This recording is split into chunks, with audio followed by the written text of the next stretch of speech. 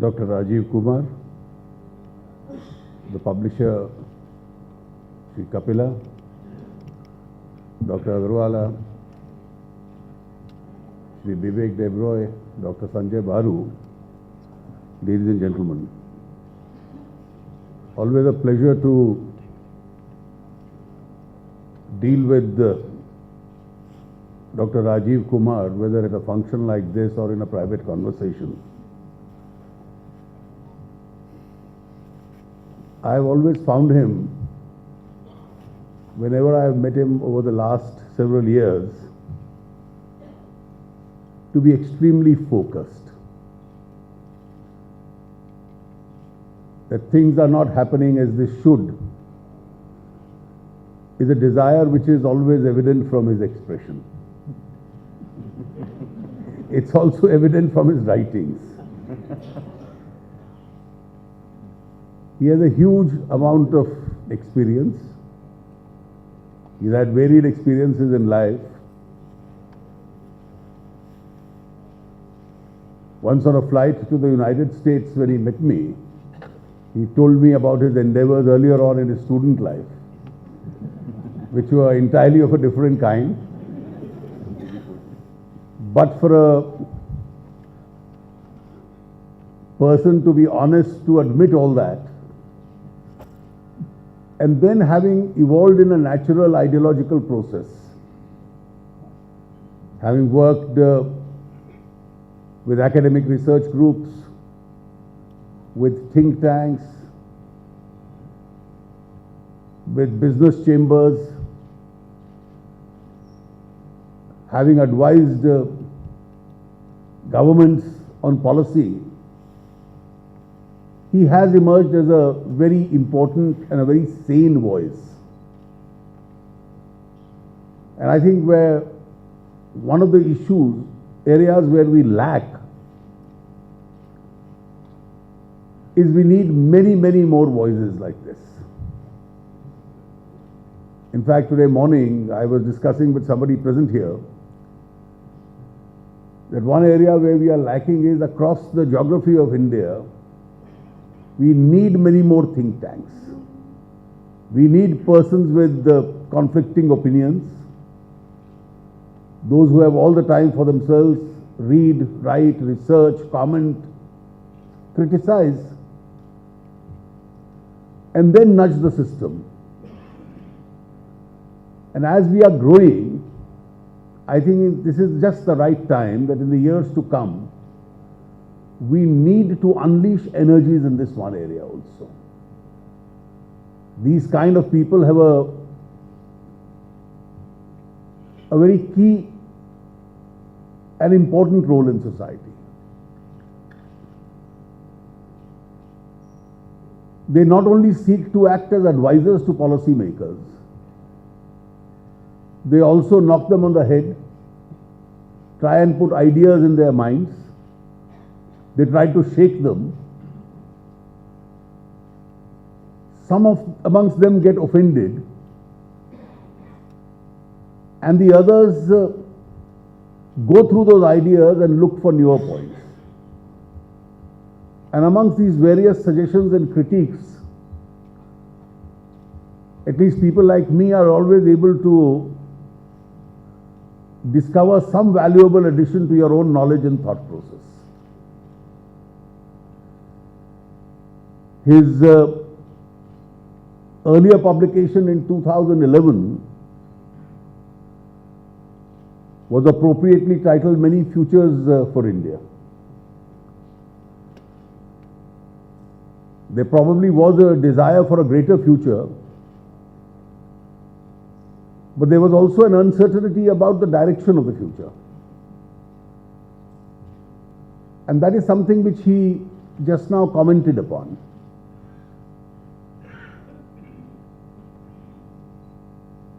And I do feel what he has expressed in this book and what he said just now is that we've got one more opportunity to respond to these aspirations. And it's an opportunity where we can't afford to fail.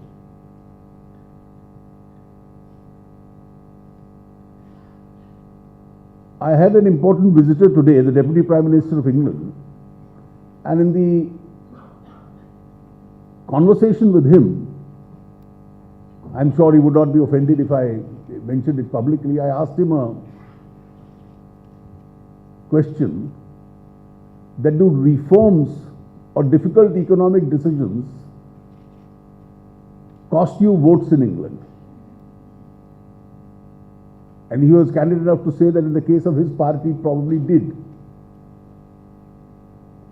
So he put a counter question to me and said, what happens in India? I told him in India we have three options. The first option is not to do anything at all. And that the last few years have shown doesn't work. The second option is to just go in for sheer populism. And I can assure you that there is a lot of interest, at least a large number of my friends in politics have across parties, that a populist decision which looks attractive will always deliver.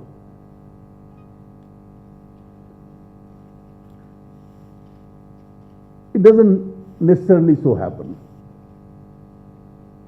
2013 was a very important election in the state of Rajasthan. And in the run-up to the election, some of the most populist decisions were taken. The party taking all those decisions, which otherwise did not have a great track record in governance in the state, with all those populist decisions lumped together, got the lowest ever seats in history. So that alone doesn't help. Will prudent governance help, which is the third option? Will the correct decisions help? My honest answer to him was that in real politics, you'll need to have prudent decisions, and you'll probably like to add to it some process which is also clever economics, at the same time keeps your constituency happy. So some element of prudent economics and clever politics, if they mix together, can work in India. Each society has its own different story to tell from its experiences. You need decisive leadership which can take a difficult decision. Because if you don't take difficult decisions, then you'll keep postponing them and eventually reach nowhere.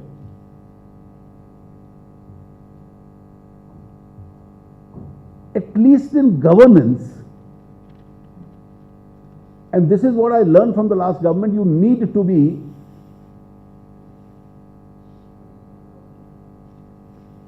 fair and non-confrontationist.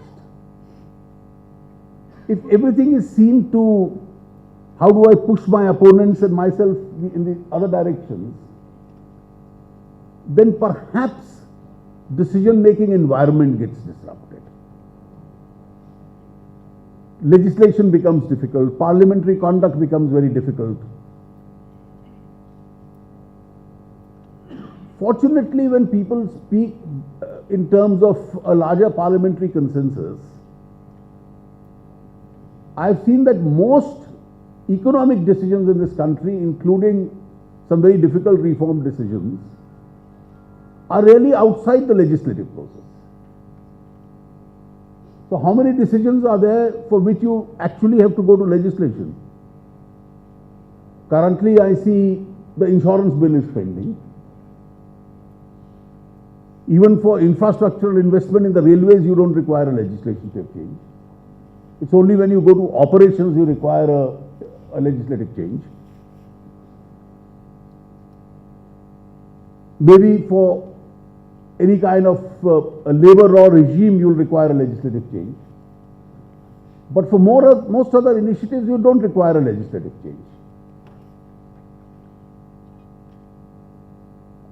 And my experience of the last two sessions of Parliament has been that at least most mainstream parties,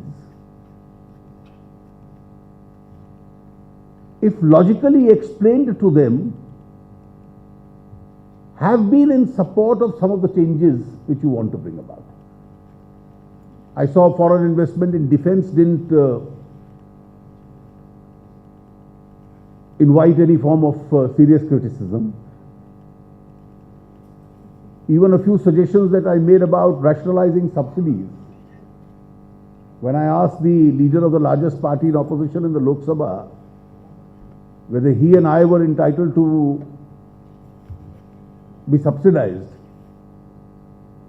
to my pleasant surprise, most members thumped in appreciation of that argument. And therefore, these are certainly areas which can be carried forward.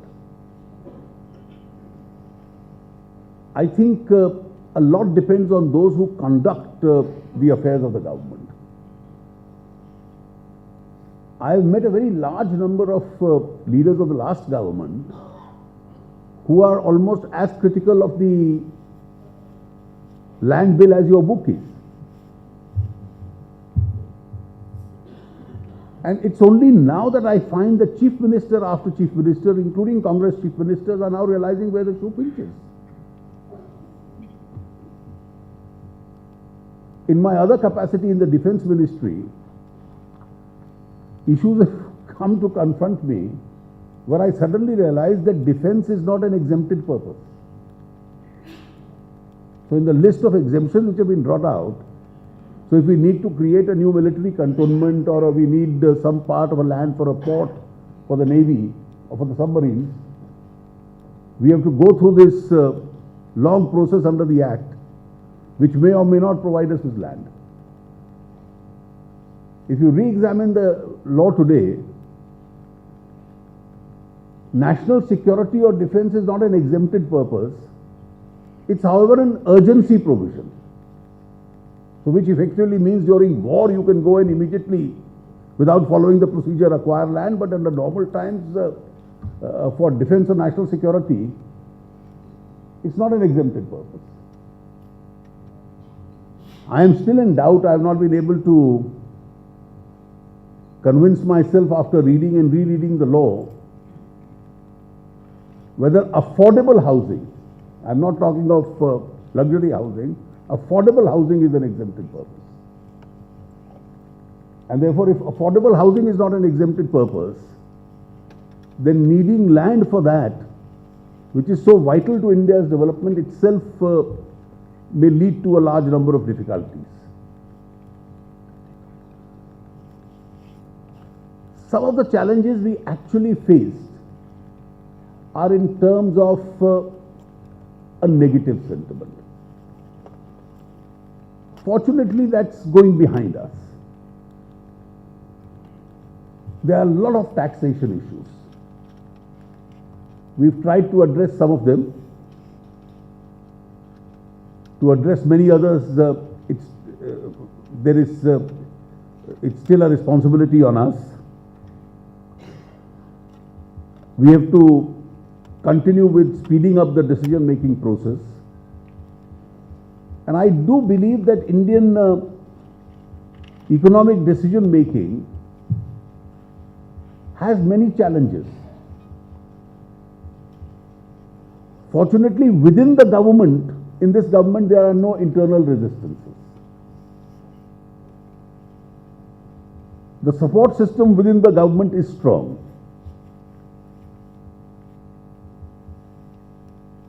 The parliamentary process also does not bear a very serious problem. It's broadly supportive, And some of those who oppose really are not able to sustain that argument. I mentioned yesterday in Kolkata in a lecture that I was delivering there that the ruling party in the state was very vehemently critical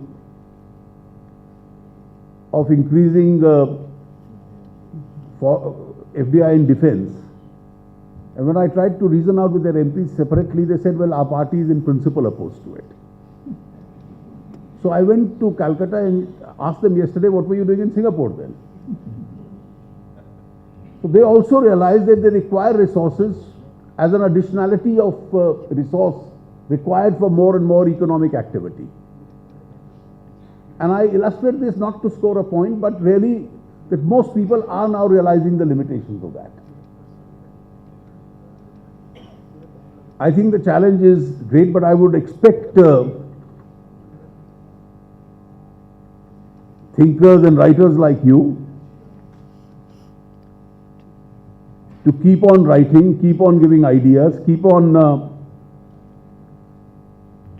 if not criticizing, at least reminding us that we haven't done enough and what's the balanced road ahead. And I can assure you that with this newer environment in this country, where history has once again provided us the kind of opportunity it provided us 23 years ago to this country, we can unleash these energies and perhaps go in for those higher levels of growth rates. See, even if with the modest levels of governance, we have grown at 8 and 9%, with much better levels of governance, I think we have a capacity to face the deadline which you are setting for us. So thank you very much, Rajiv, for having gifted to us your ideas through this book, and I am sure you will continue to move ahead in this direction. I am anxious to listen to our other two friends today, Dr. Baru, who from an economist went on to become a contemporary historian, and Vivek, who always has something more to tell us that we want to hear. Thank you very much once again.